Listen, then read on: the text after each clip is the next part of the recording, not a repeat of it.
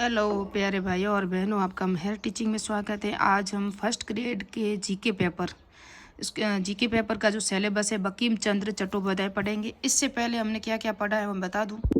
तो ये सिलेबस है फर्स्ट ग्रेड का, जो भारतीय राष्ट्रीय आंदोलन के रूप में विशेष रूप में है, इसलिए हमने यहाँ से शुरू किया था। वी डी सावरकर का तो मैंने पहले बनाया हो, अभी वापस से नया बनाऊंगी। पहले बनाया था बंकिम चंद्र चटर्जी, आज पढ़ेंगे हम। लाला लाजपत राय का मैंने बना दिया है, और मैंने बनाया है उसका, ये सब बनाने अभी तक। तो सुभाष चंद्र बोस का भी मैंने बना दिया, महात्मा गांधी का बनाया हुआ, जवाहरलाल नेहरू का, वल्लभ भाई पटेल का भी बना दिया, मौलाना आज़ाद का भी बना दिया, भीमराव अम्बेडकर। इन सब की एक प्ले लिस्ट बनी हुई है फर्स्ट ग्रेड के जीके के अकॉर्डिंग।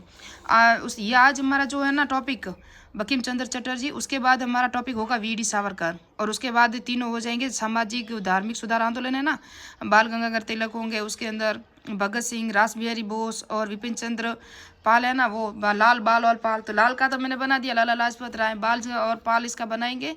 चंद्रशेखर आज़ाद का भी मेरे प्ले लिस्ट में बना हुआ, लेकिन वो मैंने बहुत पहले बनाया था, अभी वापस से बनाऊंगी। और ये सब टॉपिक पूरे होने के बाद पूर्व एग्जाम के पर्सन भी करवाऊंगी। ये लाला लाजपत राय का बनाया हुआ है, मैंने पूरे आपको वीडियो दे दिया है, नोट्स भी बनाया हुआ है। ये जवाहरलाल नेहरू का पूरा डिटेल से आप देख सकते हो।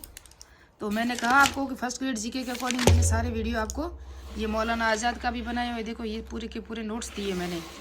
और उसके बाद हम पढ़ाएगा आपको ये भीमराव अम्बेडकर, ये आप देख सकते हो भीमराव अम्बेडकर की पूरे के नोट्स दिए हुए हैं मैंने। सिर्फ शॉर्ट नोट्स हैं, समझ लो आप, इतना कम वीडियो में आपको कोई नहीं देगा। और सुभाष चंद्र बोस, ये देखो, इसके अभी मैंने पूरी की पूरी प्ले लिस्ट में आपको वीडियो मिल जाएगा, ये सब मैंने दिए हुए हैं। और उसके बाद आज हमारा जो टॉपिक है, मैंने कहा ये सरदार वल्लभ भाई पटेल, ये सरदार वल्लभ भाई पटेल पूरी की पूरी डिटेल मैंने दी हुई है। ये आज का टॉपिक है बंकिम चंद्र चट्टोपाध्याय। इनका जन्म हुआ था 27 जून 1838 को नेहाटी बंगाल में, 24 परगना काठलपाड़ा में हुआ था। याद रखना, इनको भी कई बार एग्जाम में पूछा जाता है। इनकी मृत्यु हुई थी 8 अप्रैल 1894 में। कहाँ हुई थी? कोलकाता बंगाल में, क्योंकि कलकत्ता पहले बंगाल में आता था, अब पश्चिम बंगाल की राजधानी कोलकाता है ना। ये लेखक भी थे, कवि, उपन्यासकार, पत्रकार, राजनेता सभी थे। इनकी भाषा बांग्ला अंग्रेजी में जानकार थे, और संस्कृत में भी इन्होंने लिखा था। क्या लिखा था वो भी बता दूंगी आगे। बंगाली ब्राह्मण थे ये, क्या थे? बंगाली ब्राह्मण थे। इनका पिता का नाम चट्टोपाध्याय था, और जादव चंद्र यानी कि ये थे ना, और इनका पूरा नाम था। लेकिन ये चट्टोपाध्याय ने पापा का नाम इनके पीछे लगा था। इनकी माता दुर्गावती, इनकी पत्नी राजलक्ष्मी। इनकी 3 बेटियां थी, है ना। कितनी? 3 बेटियां थी। शिक्षा इनकी प्रारंभिक शिक्षा मुंबई में हुई, उच्च शिक्षा हुगली कॉलेज कलकत्ता में। वकालत की पढ़ाई प्रेसिडेंसी कॉलेज में प्रथम भारतीय थे। प्रेसिडेंसी कॉलेज थी ना, वहाँ प्रथम भारतीय ये थे जिन्होंने बीए की पास की थी, बीएड की डिग्री हासिल की थी। किसने? बंकिम चंद्र चट्टोपाध्याय ने। कहाँ की थी? प्रेसिडेंसी कॉलेज की थी, और ये 1869 में की थी। उसके बाद इन्होंने जैसोर जिले में डिप्टी कलेक्टर बने थे, और बंगाल सरकार ने इन्होंने सचिव का पद दिया था। ये आप देखोगे तो बंगाल सरकार ने इनको सचिव का पद दिया, और जैसोर जिले में डिप्टी कलेक्टर बने। इनकी उपाधि क्या क्या थी? राय बहादुर और CIE, यानी कि 1894 में इनके पास ये 2 उपाधियाँ थी। तो companion order of the Indian empire, ये 2 उपाधियाँ इनके पास थी। किनके पास? बंकिम चंद्र चट्टोपाध्याय के पास, या बंकिम चंद्र चटर्जी कहते हैं इनको। बंगाली गद्य साहित्य के जनक थे। राजा राम मोहन राय और ईश्वर चंद्र विद्यासागर के अग्रगामी थे।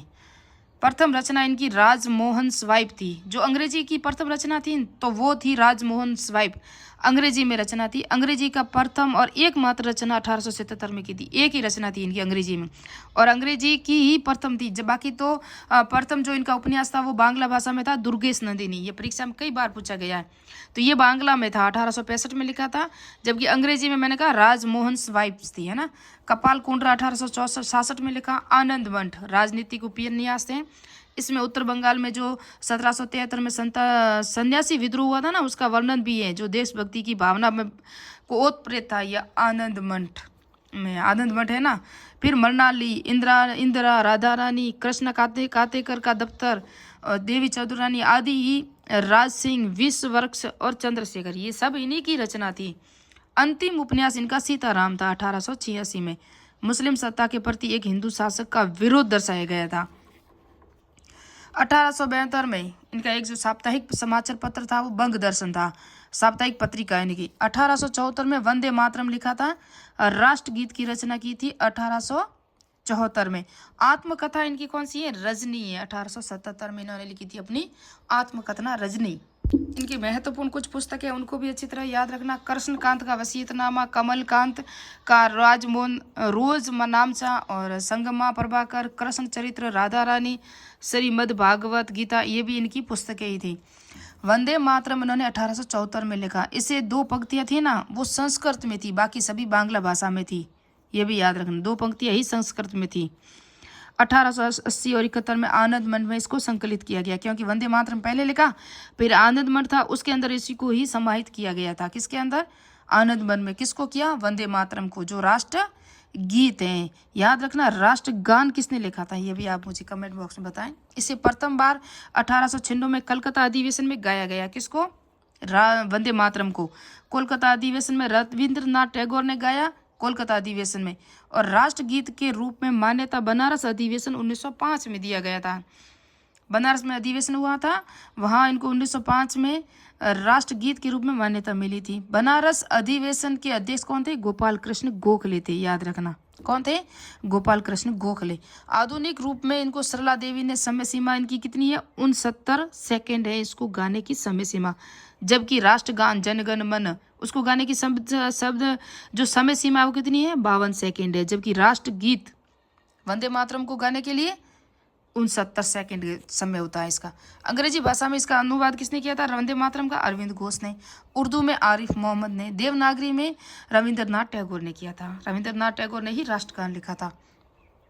जनगण मन, दीन बंधु, इनकी जो इम्पोर्टेंट पुस्तक है ना, परीक्षा में पूछी जाती हैं। दीन बंधु, युगला गुरियन, प्रबंध ग्रंथ, ललिता कविता, धर्म तत्व, ये दीन बंधु परीक्षा में आई हुई है कई बार एग्जाम में, इसलिए इम्पोर्टेंट लिखा है। इनका निधन 8 अप्रैल 1894 में हुआ। इन्हें भारत का अलेक्जेंडर ड्यूमा भी कहा जाता है। और अंतिम रूप में 24 जनवरी 1950 को जवाहरलाल नेहरू ने किसको अपनाया? वंदे मातरम को अपनाया गया था। राष्ट्रगान, राष्ट्रगीत सबको अपनाया गया था ना, झंडे वगैरह को जिस तरह से, तो उसको भी इनको कब अपनाया गया? 24 जनवरी 1950 को, क्योंकि 26 जनवरी 1950 को हमारा संविधान लागू हुआ था। नेक्स्ट का टॉपिक होगा हमारा वीडी सावरकर। मिलते हैं नेक्स्ट पार्ट में, नेक्स्ट वीडियो में। जय हिंद, जय भारत। मेरे मेहर टीचिंग चैनल को सब्सक्राइब कीजिए, लाइक कीजिए, कमेंट कीजिए। फर्स्ट ग्रेड जीके और फर्स्ट ग्रेड प्राचीन इतिहास की पूरी प्लेलिस्ट बनी हुई है, बड़े आराम से। सौरभ चौबे बुक से नोट्स बनाए हुए हैं और आपको पूरी देख सकते हो।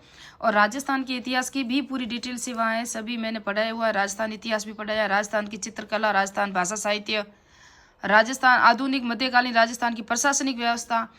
जहां आप देखोगे तो मैंने ये राज सिंह कर बनाना, अभी मालदेव वगैरह, प्रताप चंद्र सेन, इनकी भी, राय सिंह, इन सब के भी वीडियो मैंने बनाए हुए हैं। तो मिलते हैं नेक्स्ट पार्ट में, नेक्स्ट वीडियो में।